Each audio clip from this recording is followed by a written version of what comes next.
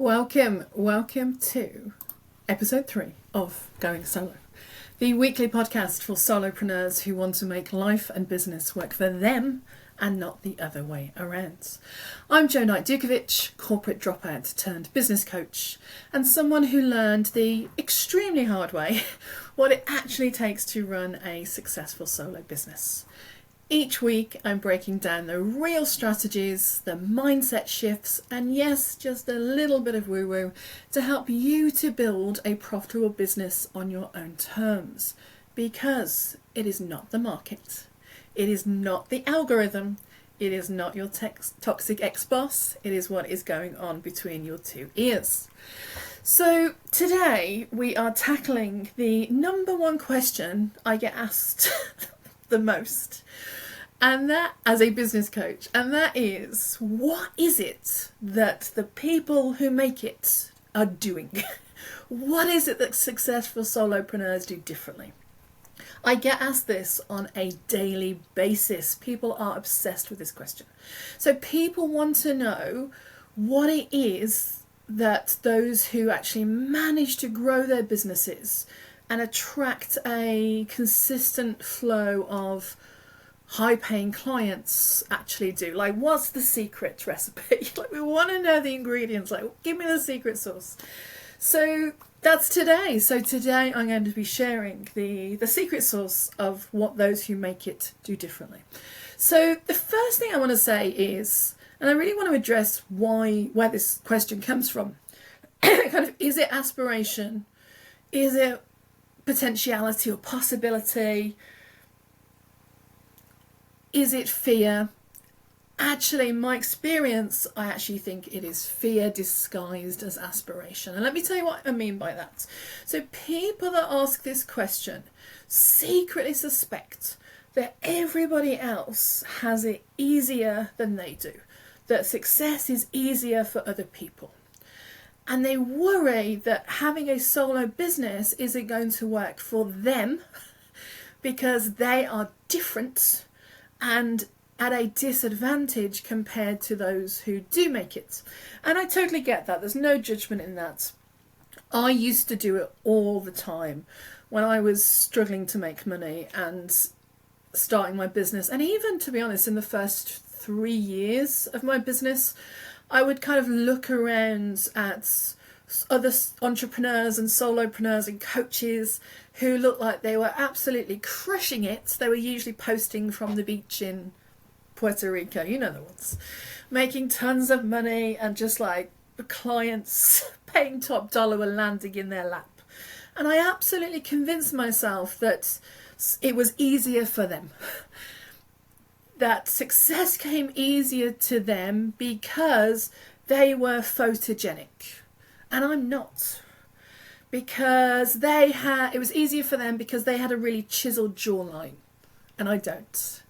Because they look great in yoga pants, or they're always doing headstands on the beach. Why are you doing a headstand on the beach? Because they could do that and I can't. There's some jealousy in there. Or because they live in New York or Toronto or London and had big networks and I don't. So, but 6 years later, having been in business for myself since 2017, this is what I know for sure. None of that matters.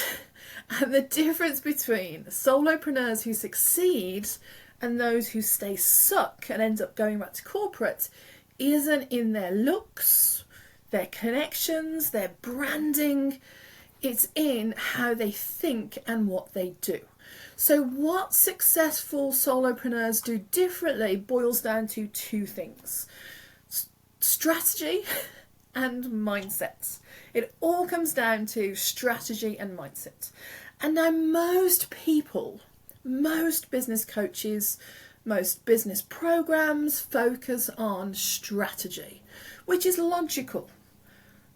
But alas, and you will hear me repeat myself about this time and time again, human beings are not creatures of logic.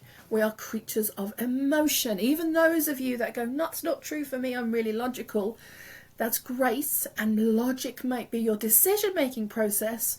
You and every other all the other 8 billion people on the planet are emotional creatures who happen to think. We're not thinking creatures who happen to feel. So if you don't agree with me, that's okay. Evolution, psychology, and human behaviour does. So that's okay. So when your whole approach to creating a successful business is purely strategic and tactics, you will A, burn out, and B, fail, because it completely disregards how human beings are actually wired. You're going against evolution. And when it's 40-year-old you versus 3 billion year old evolution, guess who's going to win? Evolution. Okay, so that mindset piece is actually about 80% of the battle, and that strategy and tactics piece is about 20. So 80, those solopreneurs that make it, 80% is mindset, 20% is tactics. And so in this episode, I'm obviously going to focus on the 80%, because that is what is going to help you the most.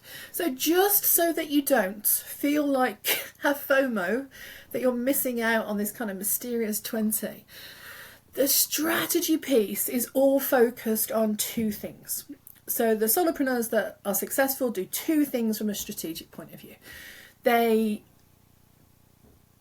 Which is ultimately about who they talk to and how they position themselves. They speak to a really small group of people in massive pain, and they position themselves as the most obvious solution to that pain. That's it. It's all about trust. Getting people to trust you is the strategy. Okay. And the other 80%, ironically, is getting you to trust yourself. The mindset piece is about trusting yourself, and that is the work. That is the piece that those who make it do, and those that struggle don't. Okay, so yes. So what are those things that those that make it do? There are 4 of them. So the first one is they manage their brain, and they don't allow their brains to manage them. Okay, so one more time. So they manage their brain, and they don't allow their brains to manage them. So most people think that success is about discipline and willpower. If you just embrace the suck, if you push harder, if you hustle longer, if you grind more, if you get up at 5 a.m, eventually you'll break through. You know, you see it everywhere, and these are the same people that are usually telling you to do an ice plunge, make it stop. So that hustle till you make it is the fastest way to failure. So the people that are successful, the solopreneurs that make it, they work with their nervous system and not against it. Okay, so they work with their nervous system and not against it. And let me explain. So your brain has been evolving for hundreds of thousands of years. And as far as your brain is concerned, it has one job, okay? It doesn't care about your sales, doesn't care about how many people are coming to your masterclass, doesn't care about how many sales calls you've got booked. It cares about your survival. It wants to keep you alive. And it actually only wants to keep you alive long enough to reproduce, and then you can have at it. So your brain is constantly trying to keep you alive. Its number one job is to keep you alive. And it does that through the nervous system. Now, the nervous system is all of those primary primitive brain functions at the back and the base of your brain. And to keep you alive, it is constantly on the watch and looking out for 3 things. It wants to avoid pain. Pain means death in your brain's brain. It wants to save energy. It wants to be ready to go when it needs to. And the last thing it wants to do is it wants to seek pleasure. It wants to do nice things. So everything you're wired to do as a human being is wanting to save energy, avoid pain, and seek pleasure. So what that means as a business owner is anything new and unfamiliar, like showing up online, raising your prices, selling your offers, following up with someone who you had a sales call with and hasn't booked. All of that is going to feel unsafe. It is a threat to your comfort. it is a threat to your energy reserves, and it won't offer any immediate gratification, so your brain would rather not do it. Okay, so it's never you. You're not lazy. You're not kind of an avoider. It's evolution. It's that part of your brain doing its job. So when your brain perceives something as unsafe or dangerous, it triggers that, fight, flight, freeze and fawn response. And so what does that mean for business? So what happens when we're kind of in this primitive, in our limbic system, is we avoid putting ourselves out there because it feels scary. We hesitate to share our offer because we don't want to be judged. We don't go back and follow up with someone we know that we could help because we don't want to be rejected. Because rejection is painful, takes a lot of energy, and it's not going to make you feel good. Okay, and all of those things are the things you need to do to grow your business. So successful entrepreneurs know that their nervous system, although it is trying to help and it's trying to keep them alive, is really going to get away in their business. So they don't let it run the show. Instead, they regulate their emotions. They calm themselves down and they learn to slowly take action anyway. And then how do they do that? So that's all well and good. It's really easy to say. They regulate their emotions, they calm their brains down, and they take action. Super. How do we do that? The first thing they do is that they understand how they and every other 8 billion people are wired. And this is basic psychology, and it's really, really important because what you see in the business world is always people pushing you to take action. That action gets results. Don't disagree. I don't disagree that action gets the results. What you do or what you don't do, the action you take will determine what you get. That is true. And there is a whopping piece missing at the beginning. So where humans are different is that what we believe to be true produces those sentences in our head that are thoughts. Those thoughts that we have, those sentences in our heads, create our emotions, those feelings, those vibrations in the body. And how we feel fuels everything we do. Everything a human being does or doesn't do, avoids or jumps on, is because of an emotion. They think that they will get a positive emotion by doing it, and they're trying to avoid a negative emotion by not doing it, or vice versa. And psychology tells us that when our emotions fuel our actions and our actions give us our results, if you really want to influence your results, you have to start with your beliefs. And this is what successful solopreneurs know. They know that if they want to influence their results, and their results might be the amount of money they make, how many clients they work with, whether they're able to pay off their mortgage in 5 years, whether they're able to just work, 10 months a year, they know that to get that level of result, they have to start with belief. You have to start with belief. And kind of think of it this way. If your nervous system isn't on board, there's no amount of strategy or hustle that will work. But when you train your brain to feel safe, everything changes. Now, and this is the great thing about human beings. Yes, we have this kind of primal functioning of keeping us alive, but we also have kind of this newer evolved part of our brain, the prefrontal cortex. And if you're an introvert, if you run on introversion energy, you have more grey matter in there where it matters. You have a juicier prefrontal cortex. So you have the ability to plan more, to think more, and to really calm down your limbic system much easier. Okay, whole nother conversation.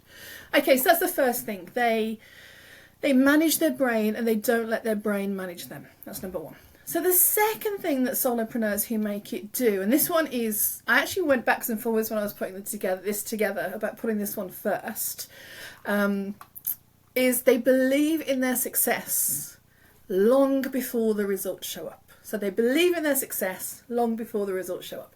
So most people think that it's confidence myth. We think that confidence comes from success, that once we have got the results, once we sign clients, once we hit 10k, 20k, then we will feel differently and believe in ourselves. And it's ass backwards. So confidence isn't the result of success. Confidence is the cause of success. So one more time. Confidence is not the result of success. Confidence is the driver, the cause of success. So successful solopreneurs believe in and think of this for everybody else, actors, sports stars, tennis players, like people at the top of their game, like they've already won. They know that their success is inevitable. Tiger Woods in his day, I'm probably 20 years too late, but Tiger Woods already knew that he was going to be the best golfer in the world. He already knew he was going to win the Ryder Cup or whatever, the PGA Tour.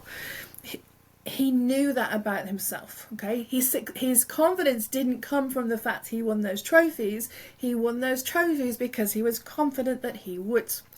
So it's really important to believe in yourself before the results come. And again, and this isn't kind of woo-woo, this is just from a science point of view, because from a psychological point of view, if you think belief comes before actions, actions are a result of the belief, okay? It's that kind of old adage, if you think you can or you think you can't, you're probably right. And it sounds really simplistic, but that's psychology. It's psychology 101. Okay. So if you think about it, if you believe that people want what only you can offer, you will show up and you will talk about it confidently. If you show up and think that nobody's going to take you seriously, nobody cares about what you do, nobody's ever going to buy anything, look at it, it's like even now I'm saying it, I can feel myself getting lower in the chair, and I don't believe it, but my brain is listening. So when I know that what I do, which is helping people to hit consistent 10k months as solopreneurs, when I am confident that I know how to do that and I know how to help other people do that, I show up with a level of confidence that ultimately gets the results. I sign more clients. Okay. And it's no surprise that when I first started my business, when I didn't believe I was good enough or I didn't believe anybody would want to pay me, that nobody did. It's no coincidence. The confidence and the belief has to come before the results do. Okay. So when you believe your work is valuable, you will price it accordingly. And this is really important. Price is rarely really an obstacle or an objection. And it is sometimes, but not always. When people don't buy what you've got, it's rarely because the price is too high. So for example, I help people get to 10k months, and my program at the moment is about 6,000 US dollars. So if I'm saying I can help you over about 3 to 6 months have consistent $10,000 months in your business, and that is going to cost you $6,000. Now, if you were absolutely confident that was going to happen, $6,000 is a no-brainer. Of course, obviously I'm going to pay that because you'll make it back in a month and a half or whatever it is. The reason people don't buy is because they don't think they will be able to do it.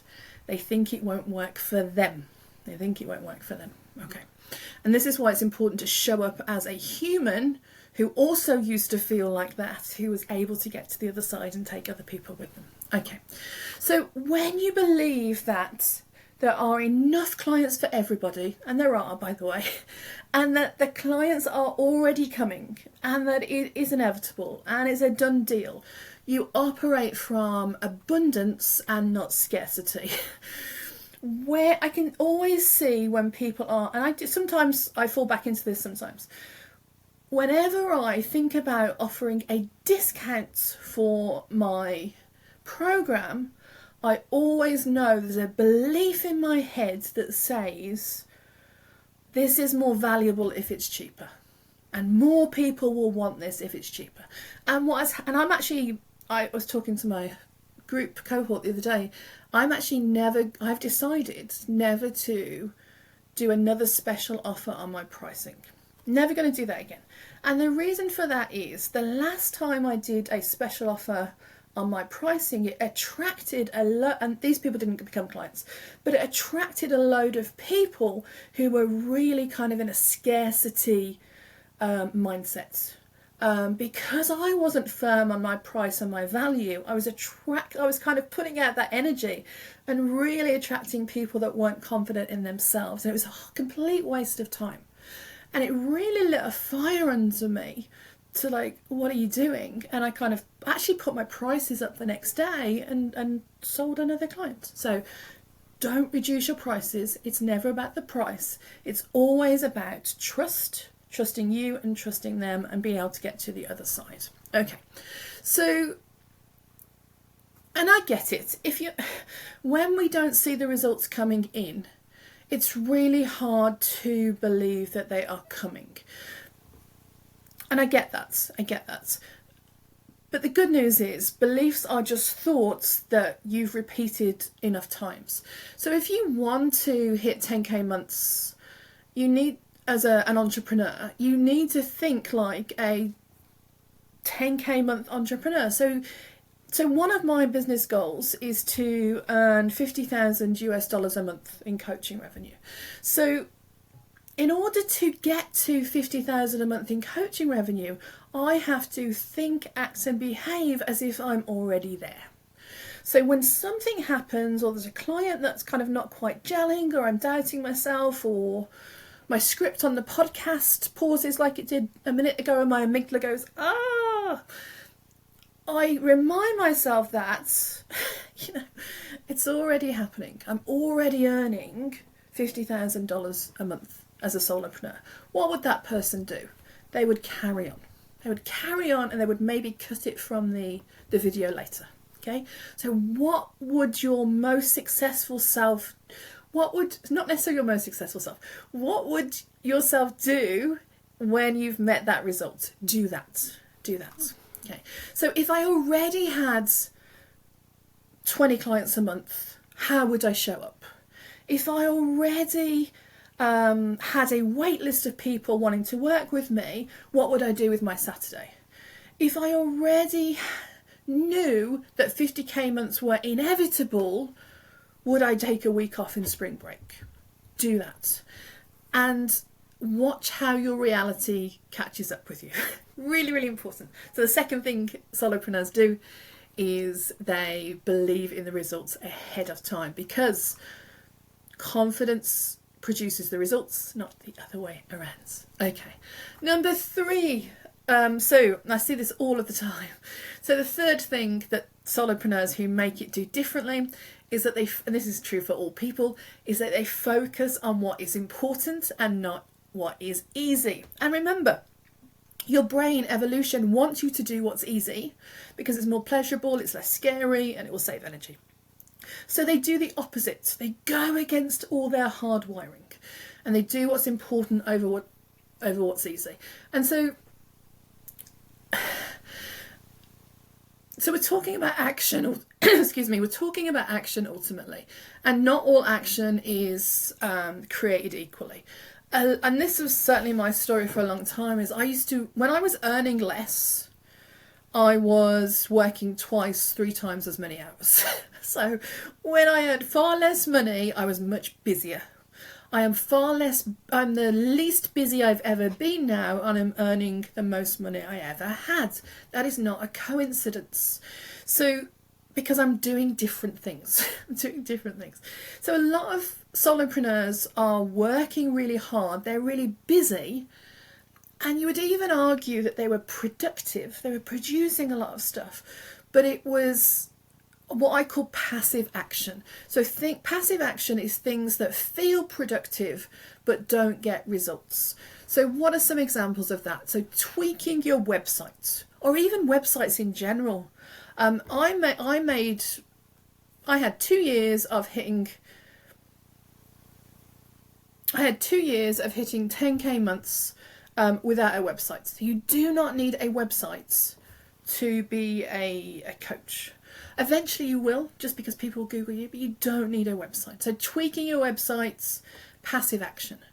Playing with Canva to make sure that kind of the banner is just right, passive action. Rewriting your LinkedIn bio and tagline for the 100th time, passive action.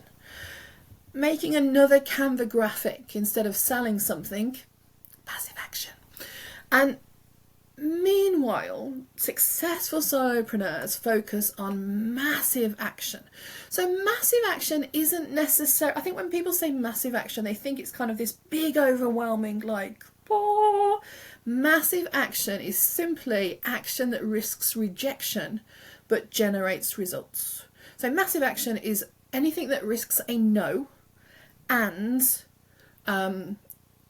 potentially ends in a yes. Okay, so, and that results, that yes for solopreneurs could be, people opting into your email system. So it doesn't just have to be like clients signing on. People giving you their email address for a piece of value, that is a result, that's a good result. Booked sales calls, sales, revenue, money, those are results. They are the result of massive action. It's an action that risks a no and an action that produces the result that you want. So some examples could be making an offer to people to work together. And that could be a free offer. It could be a masterclass. They could have come to your masterclass and kind of they haven't got back to you, and you go directly to them and make them an offer to work together. Maybe it's you send an email. I have a client at the moment who's listening that knows who I'm talking to. Maybe that you send an email after the masterclass that sort of summarises the offer again. And maybe you email them the next day and send it again. And then maybe you leave it a week. Maybe you increase the trust, you increase you showing up, solving pain, so that when they are ready, because remember, it's never about you, whenever they are ready, you will be the most obvious solution. Okay? So massive action is about getting your work in front of real humans who can potentially buy it. And this is the uncomfortable truth. If you're not getting enough no's, if you're not getting rejected day in and day out, you are not taking enough bold action. So if you are not getting rejected every day, you are not taking enough bold action. And is that terrifying? Yes. Yes, that is terrifying. I still haven't gotten over the fact that Neil from Glastonbury dumped me in front of all his friends when I was 14. Still stings. And I've been married twice. Still stings. The cost of me making a business that brings in $50,000 a month is I will need to get rejected about 4 times a week. Okay. And remember, they're not really rejecting me because I'm not for sale. They're rejecting my offer to help them solve the pain. Now, most of the reason they do that is because they're not ready to solve the pain. It has very little to do with me. Okay? So remember, rejection isn't about you, it's about them and your offer, because you're not for sale. Okay, so if you want to get bigger, better results, you really have to focus on, am I spending time perfecting my business or sort of making and selling business? So business is a doing word. Okay, so that's the third thing, is they do what's important over what's easy, despite the fact that it will make you want to throw up for the first few months. And it will. And another part of that is that is a cost, that negative emotion, being rejected, being frustrated, being jealous, nobody buying after the first masterclass, the first launch, like it falling flat, is a cost of being a successful solopreneur. Nobody came to my first masterclass. 2 people came to my second masterclass. 2 people came to my third masterclass. It wasn't until like masterclass 4 or 5 that people started coming and buying. It takes time. Nobody bought my first launch. Nobody bought my second launch. 2 people bought my third launch, and then slowly, now I onboard about 1 high ticket client a week. Okay, it is a process. It takes time. It is the cost of having big goals. Okay. And the last thing that successful solopreneurs do, and this is probably my favourite part, is that they stack the odds of success in their favour. They stack the odds of success in their favour. So solopreneurs who are successful make their success inevitable. And it's a numbers game. So if you've ever seen the movie, what's his name? Matt Damon, The Martian, where Matt Damon's like some sort of astronaut and he gets left behind on Mars and he's going to starve to death because they can't get back to him it takes a while to get to Mars apparently. They're not going to be able to get back to him for a while. He's got nothing to eat apart from some potatoes. So he has to work out how to grow his own food on Mars. And he talks about everything being a maths problem. You've got to, whatever the problem is, no matter how overwhelming it's, you've got to do the maths. So it's exactly the same with successful solopreneurs. So I know if I want to enroll 2 new clients to my 90-day 10K Club Accelerator each month, I need to know the maths. So for me, knowing the maths means that I need to be adding new people into my network daily. New people into my LinkedIn profile, new people into my email list. And to get those new people coming in, I need to be actively sending out connection requests. Connection requests risk a no. They risk a no. They might not want to connect with you. That's okay. That's okay. And I need to promote my lead magnets so that people can come into my email list, and people will take them out of they will take themselves out of my email list. They'll unsubscribe. That is a beautiful thing. They are not for me. I am not for them. And if you've got a lead magnet that is not a masterclass, it needs to be a masterclass, make it a masterclass. Okay. Because in order for people to trust you and to trust themselves, they need to see you in action, solving the exact problems that they have before they consider whether they can be successful too. So really, really important. And so another part of the maths is I know I need to be having about 5 to 10 conversations by email or in direct messages every day with people who are in pain and with people who want to fix that pain. So their pains for me are they have their own business or they want to start their own business and they're either not making enough money or they need to kind of make enough money quickly to make it viable. Okay, so I know I need to be talking to 5 to 10 people on a one-to-one basis a day. And I know that I need to be sharing value in those messages and emails to people in pain before I ask anything of them. Everybody is braced as soon as we connect with people or get an email or sign up for an email list. We are waiting for the pitch slap and we're like, don't do it, don't do it. And we can feel it's coming. So it's really important that you don't do that. Nobody likes it. It'll get you blocked. Don't do it. It's from energetically, it's from a place of scarcity. Because you wouldn't be pitch slapping strangers if you were confident that people were going to want to buy from you. Those people that are confident that the world needs what they've got, don't pitch slap people. The people pitch slapping people, the best thing I ever heard was pitch please. People that pitch slap people are worried that there's not enough to go round and it's like sell, sell, sell. It doesn't work like that. So I know that in order to meet my targets, I need to be able to, if they're struggling with a certain pain, say if they're struggling with their niche, I will ask them I will tell them that I have a resource that could help them. I will ask them if they want me to share it with them. I don't just send stuff to people. So it's junk mail if you just send stuff versus if they ask them. So I will send them a video of me helping to solve that specific problem. So if they're struggling with their niche, I will send a video or a workbook of me helping them to solve their niche. I serve, I don't help. Sorry, that's not true. I serve and I help, I don't ask. I don't ask anything of them. Because people are braced. They're braced for the pitch. And I don't know these people well enough yet to know whether they're in enough pain, whether it's the pain I can solve, and whether I actually want to work with them. So like, I'm not going around offering sales calls until I know that you're in pain, you want to solve your pain, it's a pain I know how to solve, and I would probably enjoy doing it. So like, there's a gateway. So like, don't be just offering sales calls to random people. It goes horribly wrong. So it's only then when I will make an offer to help them solve the problem with the sales calls. So I know that on average, for every 4 people I have a sales call with, at least one will buy. Okay, it's usually a bit higher, but for every 4 people, at least one will buy. So if I want to sell 2 coaching packages a week, I know I have to have 8 sales calls a week. And the solopreneurs who are successful play their odds. If they need 8 sales calls to be successful, they'll do 15.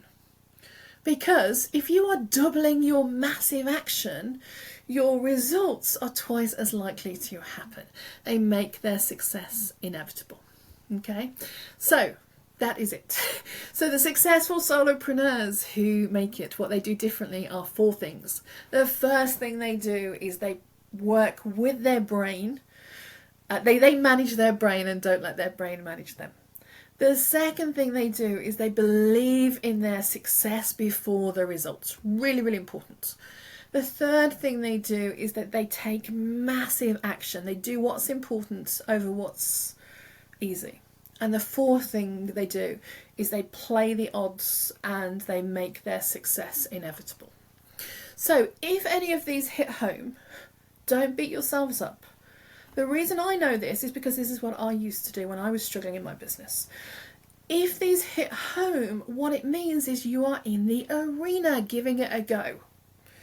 Being in the arena as a solopreneur day after day, getting rejected, feeling frustrated, doubting yourselves, and at the same time knowing that this is inevitable because your success has already happened is the work.